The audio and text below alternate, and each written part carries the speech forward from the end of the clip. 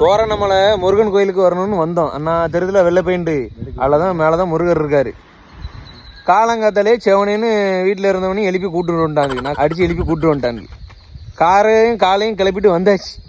சரிங்களா, கிட்டத்தட்ட எத்தனை ஒரு 2 மணிக்கு வந்தோமா?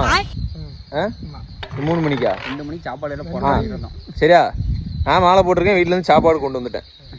இவன் சைவ சாப்பாடு வாங்கிட்டான். சாமி கோயிலுக்கு வரவங்க எப்படி வரணும்? மட்டன் சுக்கா, பீப்பு சுக்கா, கோழி சுக்கா இப்படி வந்த பிறகு முருகர் எதில் கேட்டு திறந்து வைப்பார் வாசல்ல.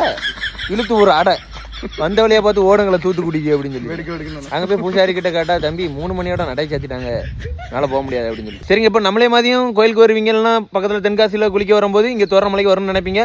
வரதா இருந்தால் விடியகாலம் 5 மணிக்கு வந்துருங்க. விடியகாலம் 5 மணிலேருந்து 3 மணிக்குள்ளே தான் உள்ள அளவுடு. அதுக்கு மேலே பார்த்தீங்கன்னா நடை சாத்திடுவாங்க.